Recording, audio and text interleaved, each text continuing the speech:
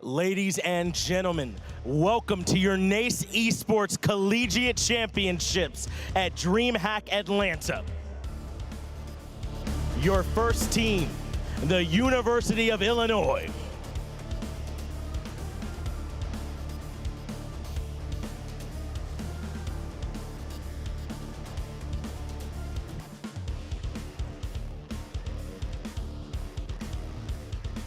And their challengers, Carleton University.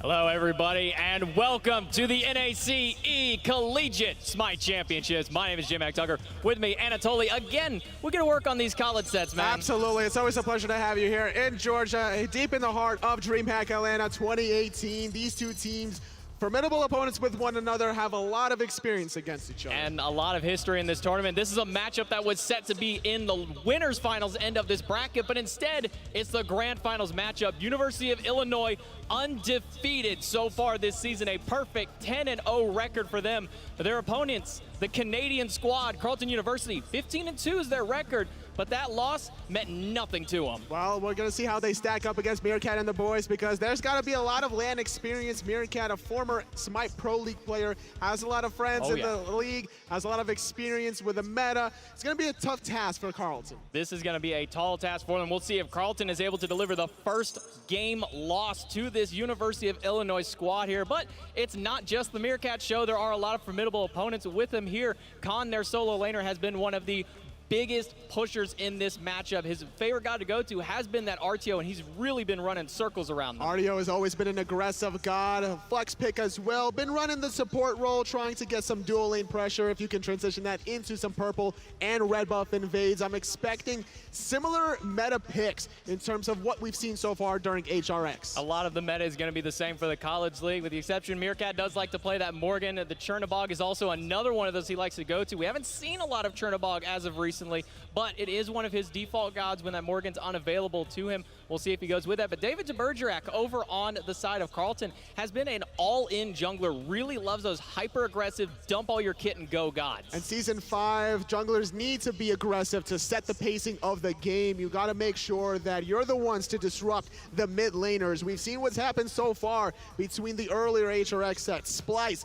upsetting Dignitas. A lot of that came down to Moswell. Then the next set as well, Trifecta. Didn't have the best showing from Paul despite playing super aggressive. He was too kind of an individual style, not too much team fight centric. And then in the last one, the console series, everyone had Rival winning up against Flashpoint, but Crimson on the Agni, showing what it's truly capable of. I mean, so far today, these matches have been crazy. No one really expected all these 3-0s to come through in the semifinals, especially with how good day one was with all the 2-1 matchups, some of the upsets there, Trifecta and Splice coming up big in their matchups. But here in this university matchup, it's USA, University of Carleton, taking on the Canadian squad of Carleton. There's a border separating them, but now they're here to clash it out under one roof in the Smite battleground of the gods.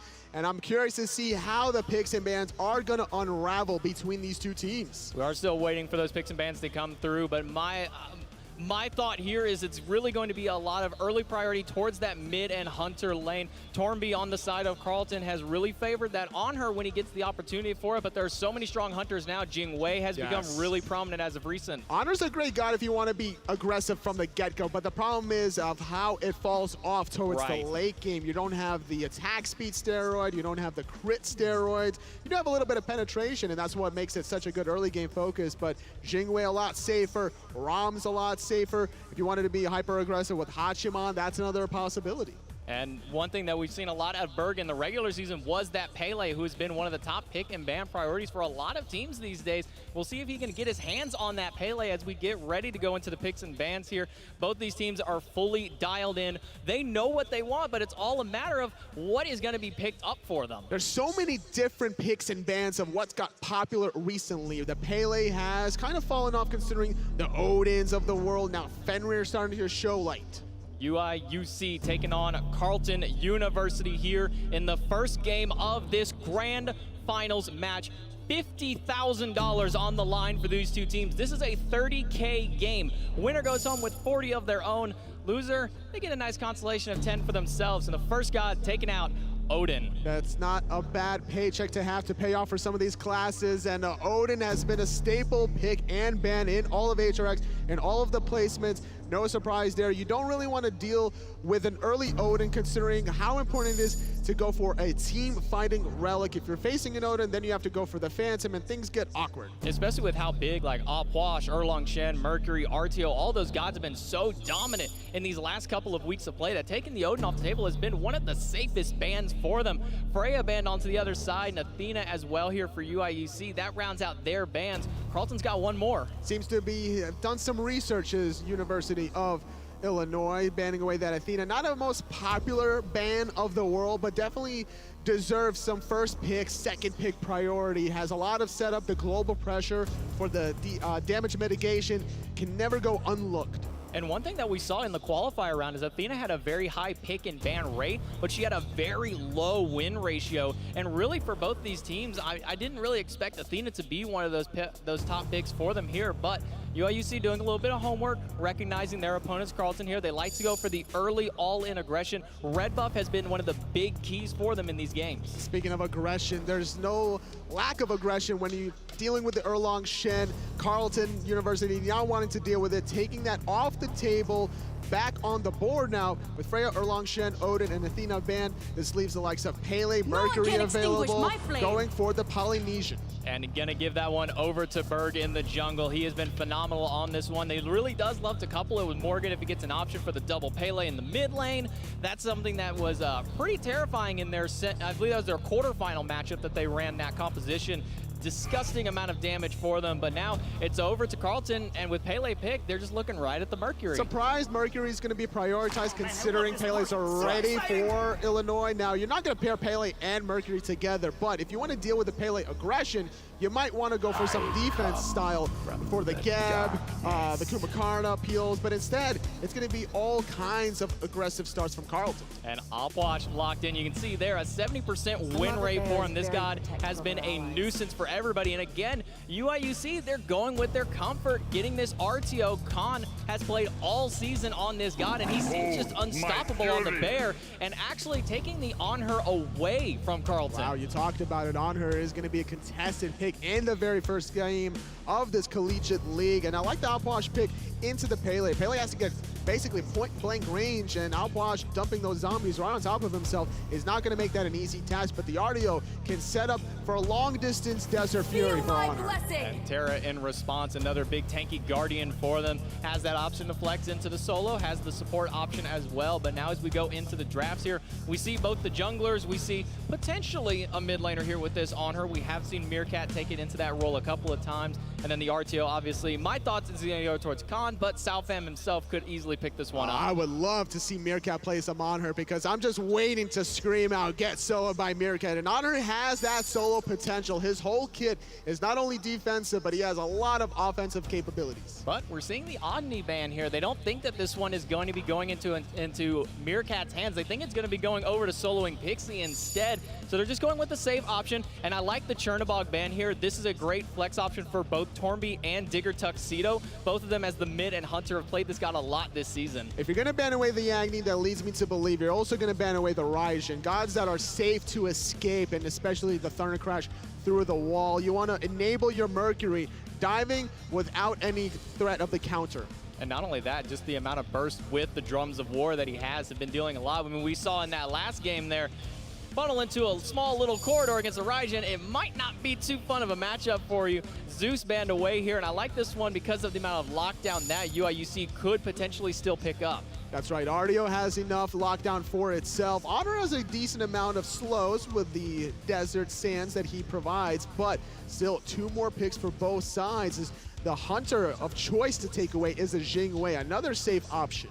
That's been one of the top go-to gods for picking and banning as of these last qualifiers. We saw it so many times, usually in a response to Freya, but has had her own merits being picked or banned on just her own right Nobody wants to see it because of just that passive, that being able to get back into that lane so easily. That's right. Onher's going to be looking to play aggressive. If you're going to deal, 50% or more of the opposing Hunter's health pool, you don't want to have to deal with it to be a Jing Wei that's going to return in 5 seconds anyway. Option goes back to Carleton, looking for their Hunter, looking for either their support or solo laner most likely here, and they're going to go in towards the Hachiman. I like it because it synergizes with the Mercury. You drop the Heavenly Banners, and those objectives are going to go down really quickly. Hachiman receives the attack speed boost from his own right. Any ally with inside the little confines of that banner will also receive an attack speed buff. Especially when you got a Mercury right there who loves to punch his way, give him an extra 15% attack speed, and he's going to be swinging to the rooftops back over to UIUC, and it is going to be the Raijin you talked about earlier. It has a lot of range, and that's going to be important if you don't want to get too close to the outwash. And Raijin has a lot of success rates so far in HRX, and look at this. He actually locks it in. But wait, I thought Meerkat's in the mid lane. Meerkat is in the mid lane as far as I know. Why is this Loki being picked up here? Are we going to see a Loki mid lane from Meerkat and Raijin going elsewhere? God, I hope not, because I don't want to have to tell PBM that somebody let Loki through with Meerkat playing this game. Oh my goodness, you can't bend it away from the Meerkat, Carleton University.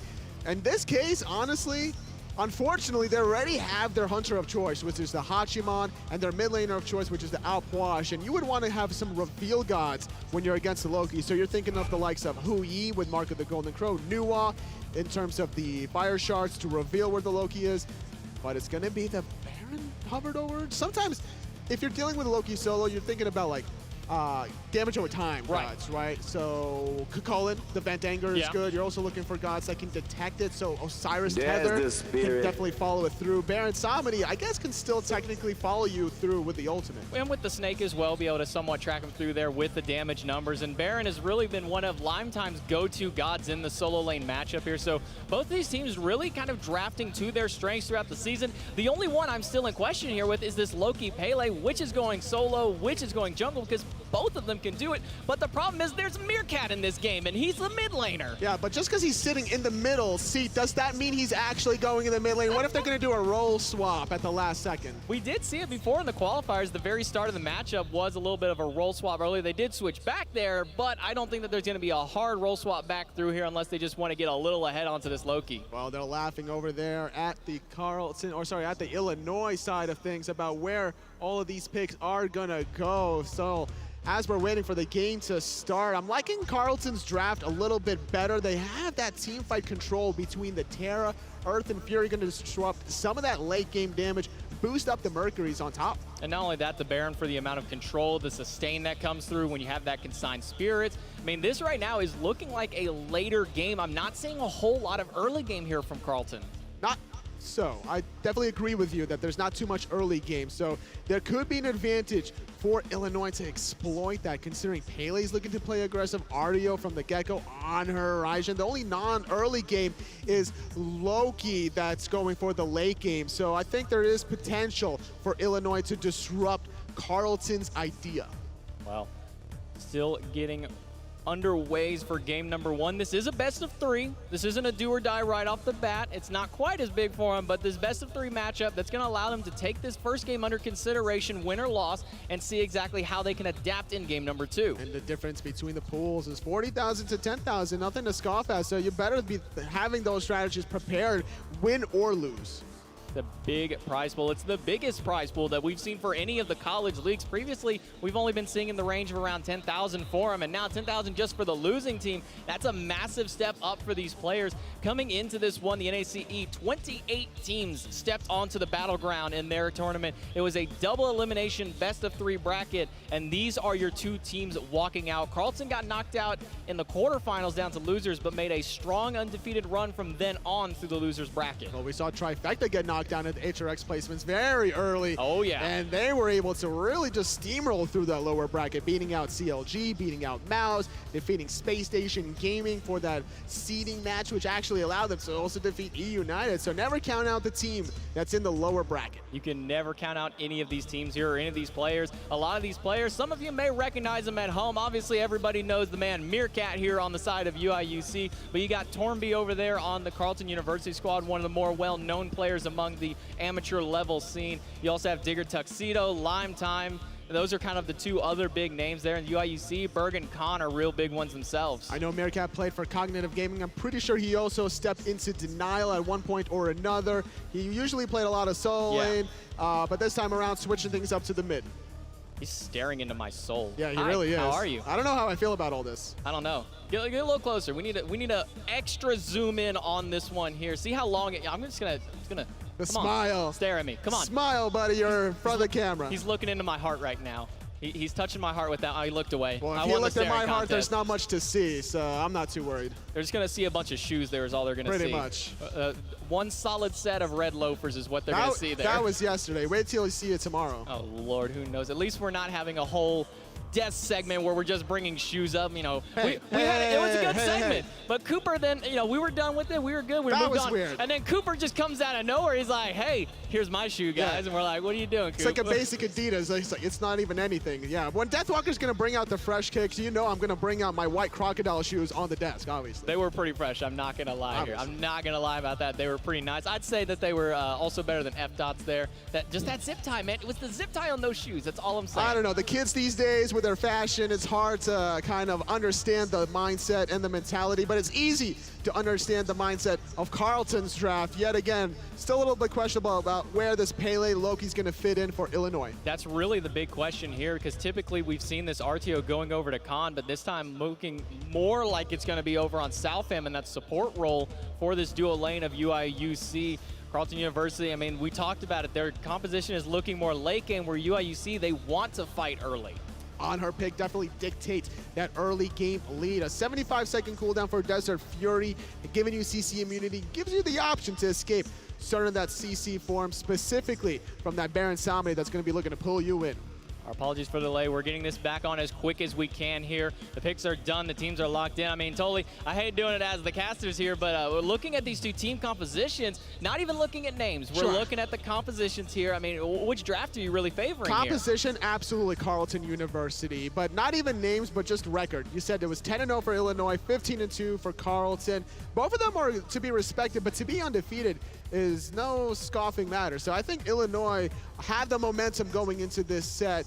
I'm still going to give it to Carleton based off of the picks and bans, though. Picks and bans do really look solid here for the Carleton draft. The 10-0 for them, a straight run up through the winner's bracket, a swift 2-0 in the grand finals. And UIUC has had kind of this history of a much shorter game than we've been seeing as of recent. Usually these matches have been going 35, 40 minutes. Both of these two teams have really been kind of the 30-minute or under kind of teams. And that's a normal case for North American teams that have a lot of experience in rank, that have the potential to snowball. Right. You get one kill, you start invading buffs, you get some gold furies, and the game's over in 25 minutes or less, depending if a team surrenders. But not going to see any surrendering in this specific set when there's a difference of $30,000 between them. It's a massive prize pool for both of these two teams fighting for it. And I mean, you talked about invades onto that one, and both of these two teams really love having that early red buff invade. Almost for Carleton to a fault. There's been multiple times in matches where it's only 7-8 minutes in, they've only got an item and a half online, and they're trying to solo invade against 3 to try and take that red buff.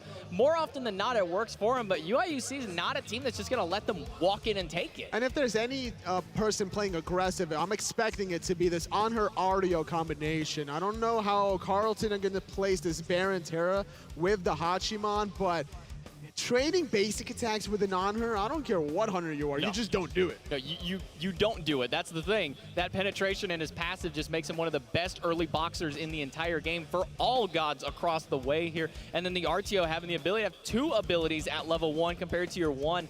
Carleton really needs to be careful in this dual lane matchup early on. Otherwise, it could spell disaster for him on their jungle. Well, in the solo lane matchup, whether it's going to be the Baron Samedi or the Pele, I'm curious to see where these picks are going here, J-Mac. Well, the game 1 is just about to be underway here. University of Illinois taking on Carleton University, USA versus Canada.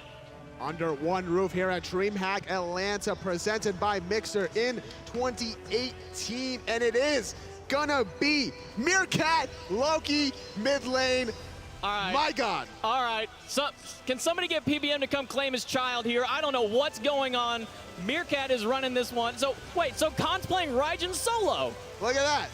Up against the Baron, I'm kind of going to favor the Raijin in this particular matchup. But, however, you get a little bit of cooldown, and I think Lime Time could start being the bully with the sustain from Consign Spirits. Usually we have been seeing those cooldown boots right into a Void Stone if they're going up against their magical opposition. That being Khan here in this one, we might see Lime Time go that route. Khan himself could very well go down that route, go for the tankier option, because the one thing to remember, he is a sitting duck in that ultimate.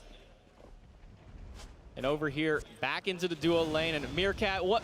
All right, hold on. Meerkat, you're the mid laner. What are you doing over here? It's a role swap. We were talking about it before the game even started. Of course it's going to be an assassin in the solo lane. You're going to have the easiest opportunity to gain the most levels, and Meerkat needs those levels on a Loki.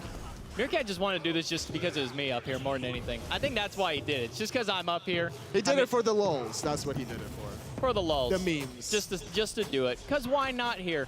Back into the duo lane here. Southam and soloing Pixie, getting that early aggression. You can see the first wave isn't even cleared, and they're already doing a lot of damage back to that second wave. Super Chicken and Tornby not having the easiest time in this matchup. I'm surprised that Carlton just didn't start off with their own purple or the red buff, as Digger Tuxedo got their own red buff, but finally after clearing the second wave, Illinois looking for the purple invade. And you see Khan heading straight down to that red buff once the wave is done, and knowing that that is one of the prime targets for both of these two teams.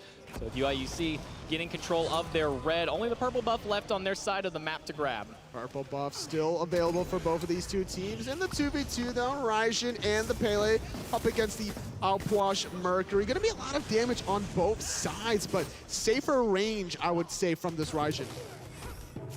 Berg has been known to be notorious here with this Pele. He's been playing it quite a few times this season, sometimes swapping over to something like a Mercury, but usually has been given free reign of the jungle on this Pele. Pele is going to need to get off to that early start, considering that the rest of the composition outside of the Loki is early game focused. You have the Honor, you have the Artio Pele combo. If you don't get off to an early start to make sure that Meerkat's going to be fine, then it could be Carlton swinging in some objectives. This is the one downside of that RTO as your support is she burns through mana very quickly because she has 4 abilities to siphon through there. You can see she's already very low in mana, basically tapping out to none at that point. And that's why it's important to figure out how to sustain that mana. Genji's Guard might be a good item of choice to go for, looking for the likes of Oni's Hunters for the MP5, and running the RDO solo lane with the blue buff allows you to be that lane bully because of all that MP5. Both of the duo lane here, level 3 apiece. Well, that means that Southam has a lot more to him, but Southam's in danger. The Aijutsu in the last auto is going to take it. Tornby, first blood for the Canadians. A little surprising to see Artio being on the receiving end of that first blood. It was actually the Hachimatera that was able to just outpoke and out-sustain the life of this Artio, not even using the horrific emblem for the kill. Great start now for the Canadians. And just like you said, they still have access to it if they want to do it again. They waited for the dash to cut through there, and it just was unfortunate for Southam positioning himself too aggressively in those minions with such low mana. That's right. At this early phase, you are not that resilient to absorb all those archer volley shots, and this Artio, without too much mana, without too much of a level pool to sustain, was just a sitting duck. And now we get to watch Loki do what Loki does, which is literally run up, decoy the wave, and then rarely do we actually see him stick around and fight. Soloing Pixie, having to jump away from that one, leaving himself back to safety. Support a level down, but their purple buff's up. With the wave cleared, they're just going to go right to it. And surprised to see Carlton not actually just follow them outright. Considering the jump on her was not available here for another couple of seconds, that could have been maybe forcing out the purification beats with the use of the horrific emblem, but instead wanting to clear and back as soon as possible. Super Chicken probably just going to go back to get his tier 3 boots on the line, whether it be the cooldown boots or the tank boots, as we've seen a very popular form. But instead, they're going to go back. They're going to clear their own purple buff while Meerkat continues to be Loki in the solo lane. I don't know why we even keep looking at him, because this is all we're going to see for probably the first 10 minutes in that lane. Yeah, Tornby is going to be the main focus as he wants to play super aggressive, having a bit of an experience advantage over. The on-her player probably going to hit level 5 here momentarily. Good use of that cripple field. Disrupts the Terra Dash. Yeah, Jutsu in and the Sonic Boom from the back line. David is here, and Pixie is gone. Throwing Southband back into the group, using that Bear Claw, but it's not enough. Double kill for Tornby, 3 for the Canadians. Great rotation and great Sonic Boom. David making it happen for Carlton, and that's going to even put the dueling further behind from the Illinois University. It's a race towards the stacking department between hunters at the end of the day. But look at this, Berg making it happen in mid. And this is the unfortunate part of the outboss. He doesn't have CC immunity, so he grabs the beats for himself, but then he doesn't have access to Aegis, and all that this guy likes to do is just jump right on top of you and burst your life away. Yeah, honestly, if I'm worried about a Pele and even Loki rotating from the Soul lane, I'm picking up Aegis in that case, because you drop the zombies on top of yourself, and all you have to do is keep dancing around. You Aegis to buy yourself the additional 2 seconds. Maybe a teammate bails you out there. David looking for something here onto Meerkat. It is the assassin. Gonna throw him into the bag. Meerkat does have his ult, and he's gonna get out of the life of the party. Good ult by Meerkat, gets him back to safety. It has more range than life of the party, so that's a great defensive tool. Meerkat not wanting to use that ultimate offensively without the benefit of his jungler Berg, so instead making sure that he's going to continue farming with decoys. He already finished off the warrior Tabai. He's going to go for the transcendence, and that's what Lokis generally tend to do. They get the physical power and then the penetration. Good stun in there onto soloing Pixie. He hit the horrific emblem, but a good pillar is going to keep him safe for the time. Tornby can't close the gap. A few good autos, the Earthen Fury, the Desert's Fury after, but it's not enough to save him again. Tornby 4 and over the Hunter. Berg trying to close the gap, but he can't. But here comes Southbam. Southbam looking for it, but a great stun from the Terra, disrupts the channeled beam to get the root off. A clean disengage after the fact. And man, is solo Wing Pixie having a tough time this already. 2 deaths for him, 2 deaths for his lane partner, Carlton, starting off hot in game 1. Tornby doing what we said don't do. He's fighting the on-her at the early stages, and he's winning these matchups. Tornby is one of the star players of the team, the ranked on-her master himself. If there's any person who knows how to fight an on-her, it would be Tornby. Well, when you're already sitting with tier 3 boost, you're feeling very comfortable to make plays like that, and it was a calculated tower dive with the Earthen Fury. You're trying to get off 4 instances of damage to proc the extra bubble burst. The mounted archery coming out of Tornby was a requirement to find that second kill. The jump's gonna be good there from the on-her. Southbam gonna get hit by the pillar and then the wall. And the ult onto the right-hand side. Lime time, where did you go? The double assassins out of UIUC takes it. Last time Meerkat needed to use that ultimate defensively, but you add Berg with a Pele. All of a sudden the tables have turned, and Lime Time's gonna have to wait 10 more seconds to respawn. Again, right back onto soloing Pixie. The wall is gonna be good. One more in-hand is needed. This time Super Chicken will take it himself, and that's now 5 kills in the dual lane totally. This is the point in time during the 2v2 matchup. You have to understand that you are not trying to be the aggressor. You need to be so far back, and if you're going to get zoned away, then there needs to be a third player making the rotation happen. I didn't even notice this, but Digger Tuxedo is 2 levels up on Khan. All this extra farm that he's had in the Outwash ult onto the Gold Fury. No one's responding to this one. Carlton, they get the first Gold Fury of the game only 8 minutes in. And it's a almost 2,000 goal lead, almost 1,000 experience lead. But keep in mind, there's going to be that ticking time bomb for Illinois. And that bomb is in the hands of Meerkat playing the Loki. It's up to him to carry in the late game. For all of you at home in your ranked games, if you ever are playing ranked and you have a slight fear, but hold that, is Digger Tuxedo getting poked down into the mid. Berg will take him thanks to the mid-jungle combo of UIUC. But if you're ever playing at home and you think that Meerkat might be in your ranked game, just ban Loki. Berg, the other assassin for UIUC, needs to keep this plays happening in the early game. Part of 100% of his team kills. 2 kills, 1 assist. Shutting down Digger Tuxedo is a great way to allow Khan to get back into this game. And that's the big one that you really want to shut down. Obviously, the Mercury as well, you want to keep under wraps. But so far, David's been quiet this game. We saw the 1 Sonic Boom. We saw the 1 rotation into that solo lane. It didn't net anything in the solo, but he's been pretty quiet so far this set. Well, he's trying to make something happen underneath in the mid lane, looking like he's finished off that Golden Blade, so that XP per minute should start favoring him out. But Berg is actually on top simply because of all the kills he got for himself. Got that Brawler's beat stick online very early going up into this sustained competition. The Opwash, the Baron Somni, and the Terra all going to provide that healing to their team. And then obviously just the lifesteal from Tornby, a very wise early pickup from them. Khan just barely getting out of that wall. Unfortunate that the Terra walls actually stopped the Sonic Boom in its tracks. Meerkat using that ultimate, the decoy not exploding, but Berg making it a 2v1. Sorry, friend, that's nothing that you can do. You're a mage with only one defensive item that you just now finished off here against two assassins with their full damage coming online. The Transcendence started up by Meerkat, and Khan inside this ultimate, inside the wall, and Tuxedo will get it with the corpse explosion. But Berg making the rotation. This is not the neighborhood you need to be at. He's trying to run away under his own tier 2. Meerkat, after that kill onto Lime Time, nets 500 gold for his team, but on the flip side, Tornby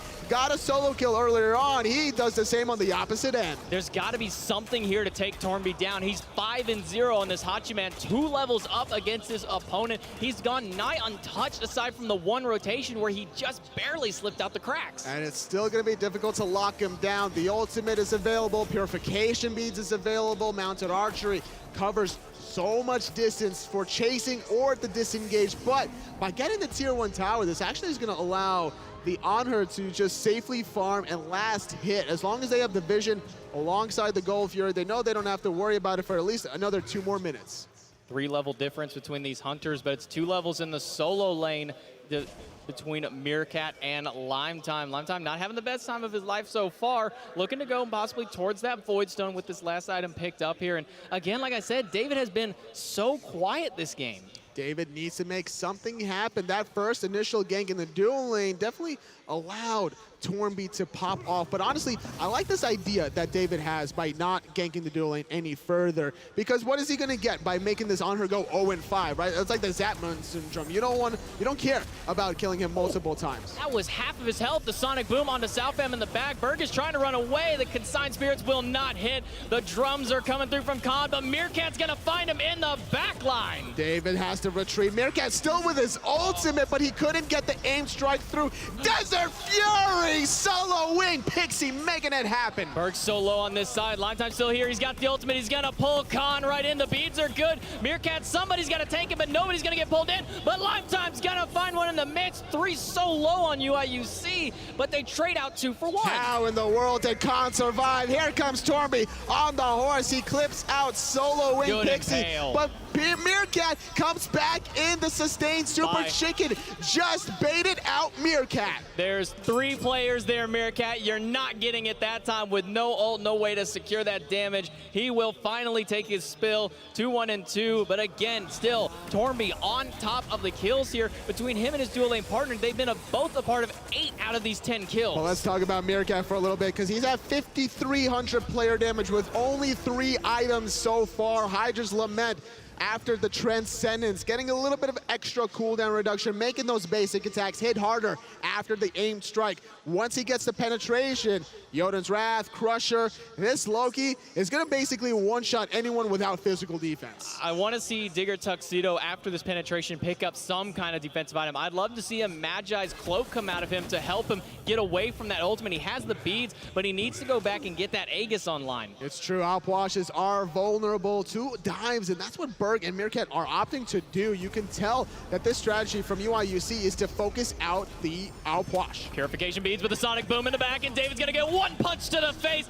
and drop his opposing jungler. Southam thrown into the back. The major look is good, but David is just punching his way down. Double kill for the jungler. David making it happen. He's popping off right now, sitting at 2-1-3. UIUC still needs to figure out a way to stop this Gold Fury from happening, because Carlton got the last one. But no one's there. Nobody is here. Meerkat split pushing the solo lane tower, which right now we need to see Lime Time go that way, but his teleport is down. There's no way they can stop it. They trade gold for the tower. In true Loki fashion, Meerkat, the scummiest of ranked players, not rotating on purpose to get his team 1,500 gold. You can't fault him for that one.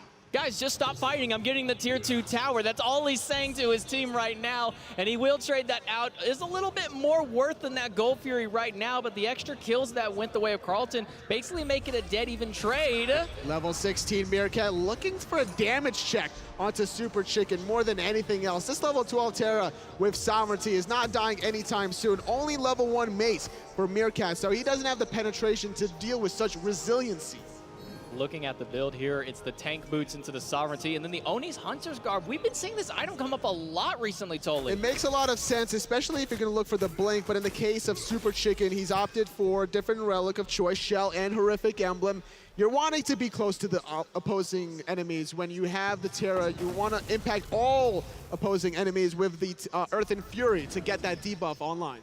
Well, now with that tier 2 tower gone in the solo lane, there's nothing for Meerkat to do except split push a Phoenix maybe later on, but now he can start joining in these fights. We've been seeing the picks he's been getting. Going into his next item of penetration might be that Jotun's Wrath, but has still a few other options to him. If he wants to cap off CDR, that would be the prime choice. 40% cooldown reduction Loki is really annoying to deal with, and it's going to have plenty of burst damage to do that. Once Meerkat hits level 17, gets 4 points into that ultimate.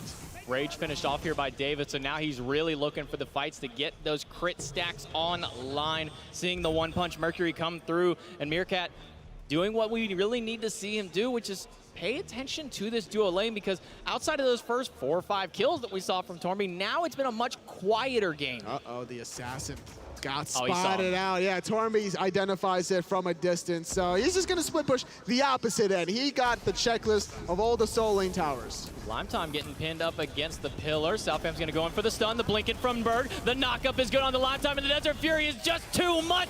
Soloing Pixie will finally get a kill onto the solo laner. 7-12 now for these college teams. A little too far forward, but look at this. Torby was forced to use that Aegis after Meerkat uses his ultimate, but return fire now going aggressive. I don't know about that. Gets the jutsu, so he is away for now, but Torby, you might want to calm down. That is a level 17 Loki.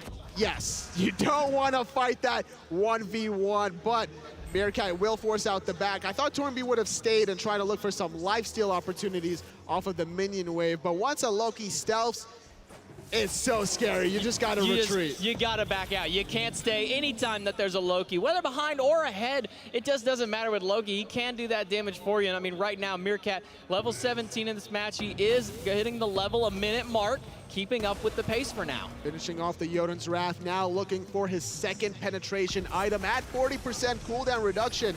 Meerkat will be looking to just spam away those ultimates, looking for any sort of one-shot potential. With both towers still remaining in the dual lane out of Carlton, Meerkat will set up a pitch tent over here. I am the hunter now. That is what Meerkat's saying. He's not solo anymore. Now he's the hunter. Soloing Pixie, go do your own thing in the solo lane. I wouldn't be opposed to an entire role swap that way just to get him some farm. Oh, but look at Berg. It's a double assassin combination. Looking for this tier 1 tower. Torby actually spots it out. The sentry ward right next to the purple buff sees Berg. He's going to drop down the banners, but he needs to get away. Berg looked like he was going to go aggressive onto him, but instead just focusing out the tower. They will get that tier 1, another 500 gold for him. It's a 3K gold lead for Carlton right now. Not too much to write home about considering it's 18 minutes. David was thinking about making the counter rotation, but he basically got 2-shot. No, he thought he was going to make a rotation, but instead he got turned into a thought and he is gone. Out of our minds, out forever. David back to the base for another 35 seconds, and it's free reign onto Tuxedo. Tuxedo in a world of hurt. Berg gets another kill. Torby responds in kind, but Southam needs to respawn. And Meerkat's gonna clean that one up onto Torby. 3 for 2 in favor of University of Illinois here. The North American USA team. Remember, this is USA versus Canada. This is our pride up here, Toli. That's true, that's true. North America thus far has surprised us in the form of Splice, beating out Obey Alliance and Dignitas. Well, 19 minutes into the game, about a 1,500 or so, maybe 2K gold now. Nothing really to write home about. You see 1.5K gold and barely 1,000 experience, still in favor of Carlton. But this Pyromancer is going to make quick work for this Assassin and Hunter. It was so fast. 500 extra gold now going to UIUC. Still barely trailing thus far, but I'm a little worried for UIUC. Even though they do have Meerkat playing this Loki, which is great for late game, I think that the team fighting aspect for Carlton is just a little superior. As long as they group up in the 5v5 and no one is staggered, no one is isolated away for Meerkat or Berg to pick off, that's where they could start using the sustain from Super Chicken to just keep the fight going. And the big thing is they have so many different dot-based abilities to break that Earth and Fury rock so early on into a team fight. Super Chicken going in. The dash from Southend will be good. Not going to go for the wall this time onto it, holding it off in case the fight comes through, because this level 20 Loki is lurking in the jungle. The Sonic Boom on the Khan, under the tower. That's the beads. Does have his dash. He'll get out, but I can't say the same for Berg. Berg very low. The dots are good. Digger gets one. Khan gets another. Trading out 1 for 1. The tier 1 tower dive has to be reconsidered because Meerkat is looking for his prime target. 3 members at about half HP. Tornby just dashing away. Was that a fatty finger? Meerkat just ulted? Maybe. That might have been a fatty finger ultimate there. I mean, if he's got it on Instacast, you can say that, but otherwise it doesn't matter. Goodbye, David. Where did you go? Ulti, no ulti. Meerkat don't care. Looking for more now. Tornby gets out. Khan. Super Chicken going to be super dead after that one. Meerkat's going in onto him. A great Aegis by Tornby will immune the damage out of it, but it's still just not enough. The heal not in time from Lime Time, and in fact, the Snake might not even be enough for him. The slow is good for now, but Lime Time will just squeeze out. 2 for 4 as Berg has respawned. Gold Fury is available if UIUC want it, and they certainly do. They want to start building off an advantage. I don't see a world where Lime Time steals this with at least not sacrificing his own life. Now he realizes there's nothing he can do. If he tries for it, he is dead. Instead, just goes back to the base because we talked about it. Meerkat has maxed out that CDR 40%. His ult is already back up. Already going for his second penetration item, completing it in Brawler's Beatsta, getting some more life steal. Heartseeker? No, that's the... Oh. Heartseeker. Yeah. It got changed over. That's right. Yeah, now. I was thinking, like, wait a second. No, yeah, absolutely. Heartseeker could be the case. You get more mana to spam those abilities. That's the awkward thing about a Loki sometimes, that you can eventually run out of mana. Another big thing that really does swing with is that extra damage on your next ability there. Jumping in on that ultimate's going to do a lot when he does have that item stacked up. It's a little interesting into the build, but it will help his mana sustain. I'm expecting a lot more damage from Meerkat here as he's working on that 6th item, but grouping up around the Fire Giant now as Goldfear is not due to respawn for another 4 minutes. Meerkat still looking for his vulnerable target. Tornby knows what's happening. Farewell, Tornby. We knew ye well. And once again, for the folks at home, just remember, ban Loki in all of your ranked games just in case. And Super Chicken, he's got nowhere to go inside of his own jungle. Gonna pop the Earth and Fury, but it's just not enough. It's a 5-on-3 now. UIUC can make a power play happen wherever they really want, and they are split everywhere. Meerkat gonna spend his time in the dual lane. Fire Giant could be looked at by the rest of the squad. And this is really the power of that solo lane tower that was dropped so early on, as Meerkat's had free reign, and now there's nowhere safe for them to go. And in true Loki fashion, now he's at the Phoenix at 22.5 minutes. I think Meerkat actually heard that ultimate out of David being channeled. Will retreat for the moment. Fire Giant being started. Carlton looking for a way to at least snatch this away. Lime Time is here. Tuxedo's here as well. Fire Giant's getting so low. Carlton's gonna steal it with the consigned spirits. Are you? Long time walking away, and once again for all of you at home, North America does not know how to secure their objectives. Are you kidding me? How was that stolen away? Even the ultimate from Digger Tuxedo making it difficult for UIUC. Hey, maybe if there was a Loki there for some assistance, that would have been secured. No, instead, David's just keeping him busy over here. Meerkat has been sitting on this side of the map, but didn't get that Phoenix, didn't get anything off of it. Fire Giant for free over for Carlton. It's only on 3 players, though. That's a key thing for it. That's true, but hey, listen, here, if you're battling for a difference of $30,000, you got to end the game quickly. When you have a lead like this, like UIUC does, in terms of experience from Meerkat, you can't be split pushing. You need to make sure that every member on your team receives the Fire Giant buff. to start demolishing these Phoenixes. More than anything, that Fire Giant still was just a flex for Carlton, saying, hey, we're not out of this game just yet. Don't think that you can take an objective so easily without zoning us away. They just walked up for free on it. True, but now it's going to be Carlton on the offensive. They have to get closer towards Meerkat, but look what Meerkat did. He teleported to the left-hand side. He just wants Phoenixes. This is a true Loki player, ladies and gentlemen. This is Meerkat. I'm pretty sure Loki is on that stage and Meerkat is the one being played here. We have a literal Loki sitting up on the stage playing in this tournament. And I think he could actually defend. He has one-shot potential on Digger, onto Tornby, but instead, oh my God, he's actually looking for the Phoenix, and he's gonna get it. That Hydra's proc is doing so much damage to this Phoenix. It's already at half with barely even a half a minion wave This there. could be a base raise, actually, if no one backs from Carlton, and they're gonna all-in commit in the mid. But they're not doing anything to this Phoenix. It's only at half. The drums come out from Khan. It's not enough, but Berg will find Tornby in the back. That's a big get up and go for UIUC, but David, he's gonna return it, dropping Berg down, but soloing Pixie gonna find the solo. Look at this, it is a base race. No. Meerkat stayed No. at the tight end. Meerkat. It's a UIUC victory. Are you kidding me? No, they're back. He's gonna ult. He's gonna pop that three. He's trying to get away, but David not gonna hit that shot, but we'll punch him down. The Titan is safe for now. But Meerkat did the damage. That Titan is at 33% health. The rest of his team basically kept their middle Phoenix alive in a 4-on-5 situation, and they traded only out Berg for 3 members. Wow. UIUC really bringing out the fun strats here. Please, I hope I never see this anytime beyond just these championships here. But UIUC, they're the #1 seed for a reason. That's because they're comfortable in their confident players here.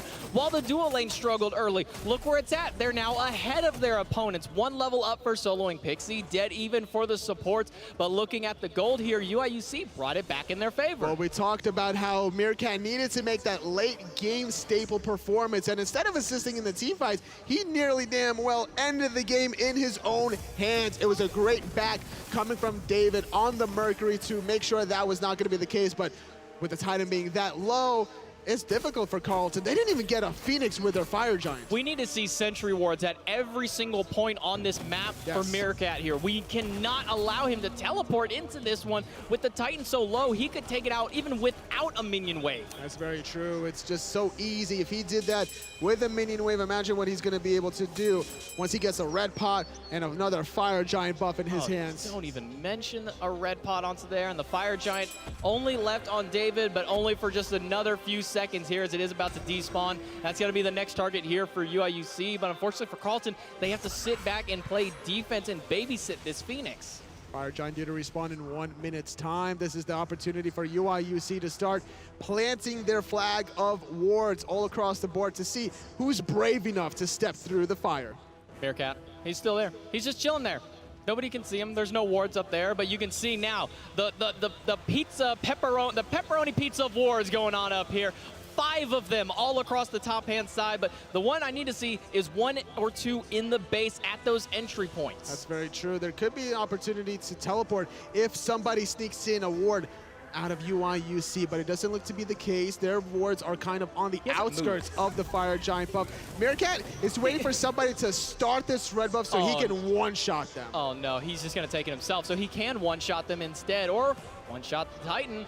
Phoenix still has about another minute or so before it will even attempt to respawn here. You see 3 players grouping up on that side of the map. Nobody's heading towards the Fire Giant. It is back up and online. Now you see Illinois making their way. The thing is, Carlton can't even leave their base safely without the threat of Meerkat being around the corner. There's so many corners, nooks and crannies around the purple red buff where this Loki can be hiding, and if you're going deep in the pit of Fire Giant, you're asking for an ambush. So instead, Carlton doing the safe, smarter idea, because if UIUC wants to win, they're going to have to go towards Carlton, and the defense there is a possibility, seeing how Super Chicken is playing. The Terra Lime Time can control them with Life of the Party, so UIUC needs to spread out the Canadians to get the win. We need to see a defense option here for Digger Tuxedo. He's still building into his damage. This needs to be either a Book of the Dead for him, or he needs to go into some kind of defensive option, because as soon as Meerkat jumps on him, he's going to be dead. He's going to have to use both relics. Meerkat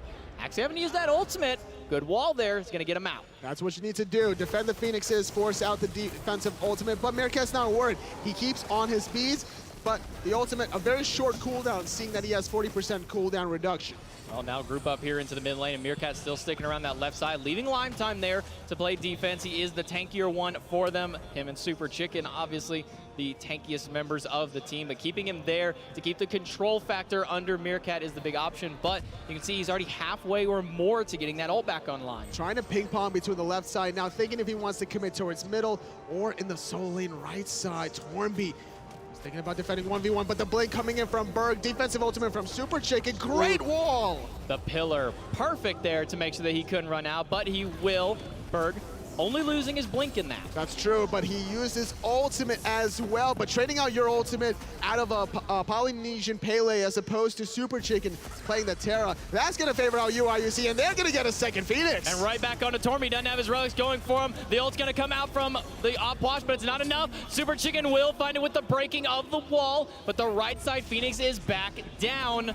And Meerkat, he's got to ult his way out. No fire minions on the left side to worry about, so that Phoenix will stay healthy. But now with the right side Phoenix going down, it's going to be Carlton worrying about fire minions through the solo lane. However, during that small downtime of the Phoenix respawning, the Titan went all the way from 33% health to about 80 to 90.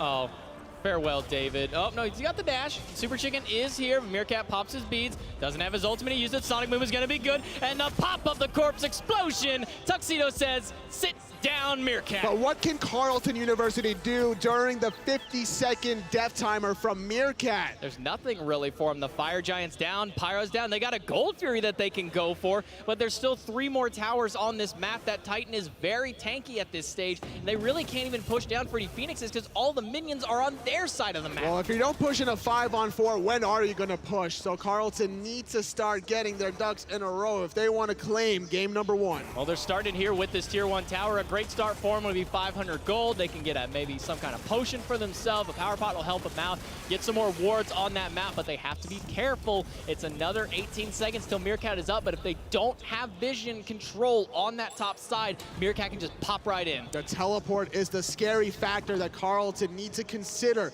8 more seconds out of Meerkat. Fire Giant not due to respawn for another minute, 50 seconds.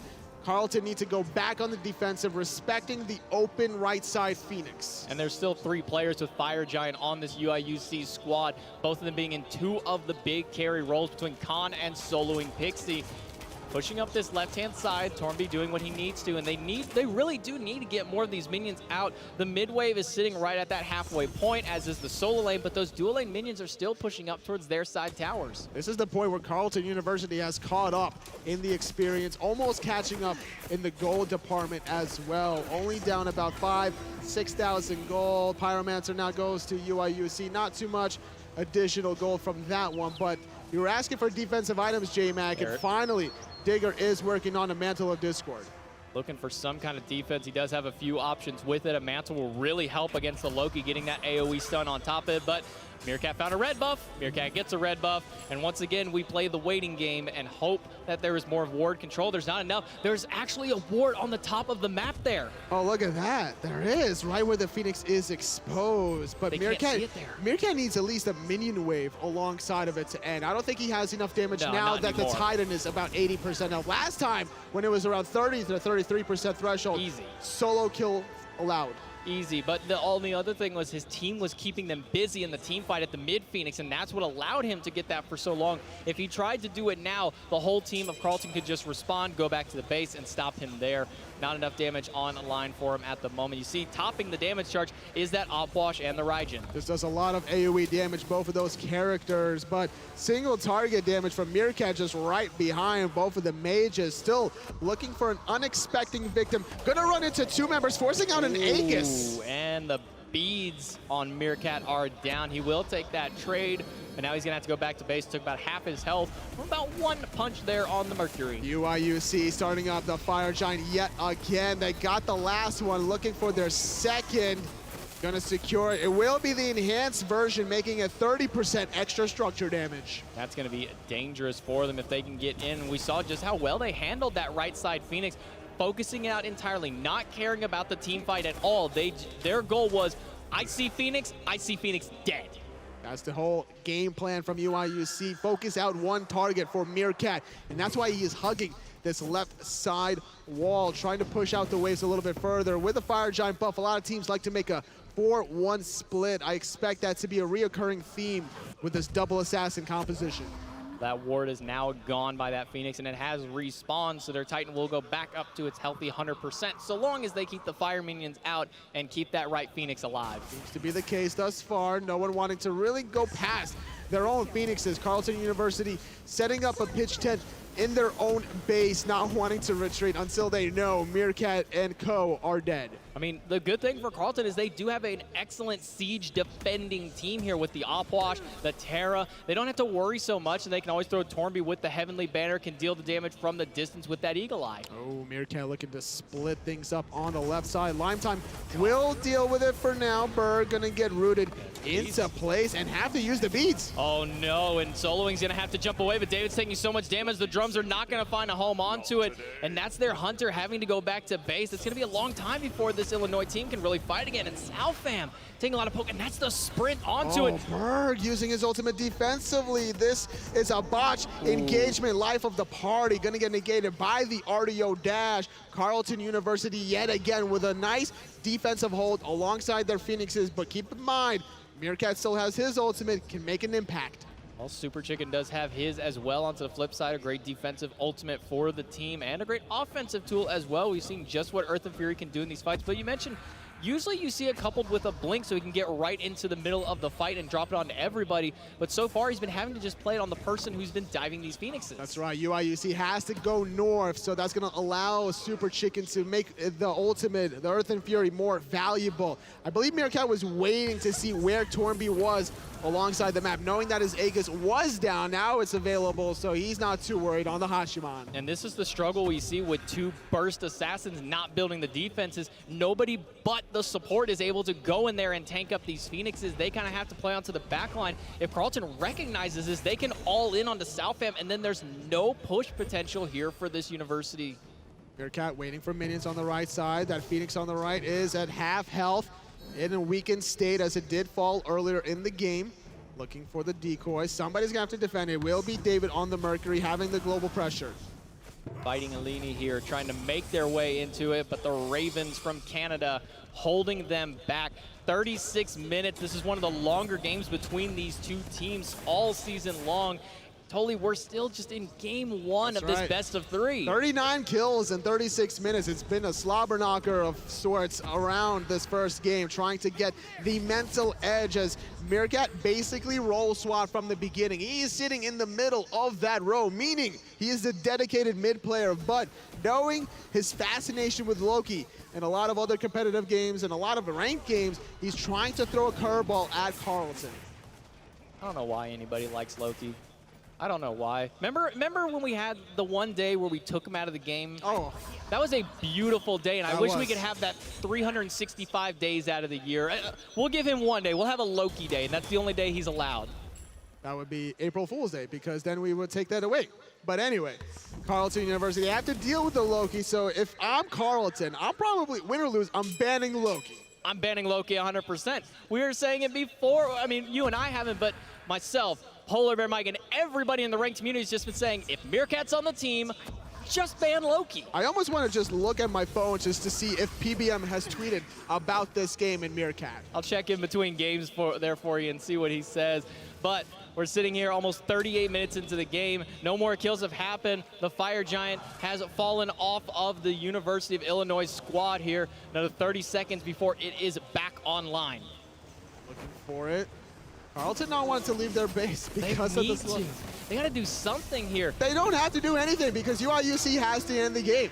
It can't be a stalemate, obviously, but right. UIUC eventually has to break the threshold, and if Carleton defends it well enough with a couple of picks, that's when they'll be on the offensive. I mean, you can just see the pepper of wards here all across the top of the map. They have 2 in that left side jungle corridor just for safety measure, just in case. But they've got sentries on the right side above and below the speed camp. They've got one in the lane, for Pete's sake. I don't blame him.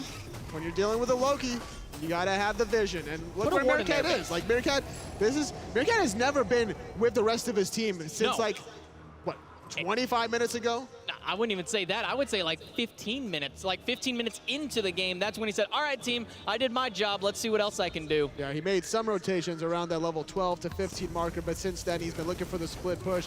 He got a bunch of towers for his team, but this is the point in time where you're gonna actually have to close it out with the Phoenixes into the final Titan Siege. And he almost had it, actually, having the Titan at 33% health. If David hadn't back in time, this would have been already game 1 going to UIUC. Even worse, even if David did get there, he was close to dying himself on that one. If he would have fallen, there was still a chance for it because the Illinois squad continued to push up that mid lane. Only David was able to make his way back quickly here. And again, we see an attempted siege here from Illinois, but again, they're so hard for them to break into the space. Who's going to engage on the side of UIUC? It's got to be Southam, but he's the only tanky one. Somebody...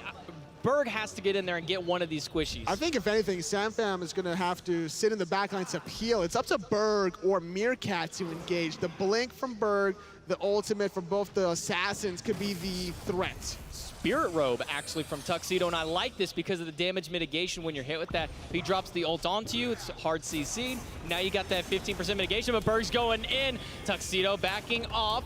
The shell has been expended. The root is good. Berg's gonna have to try and ult out, but Chicken blocks it.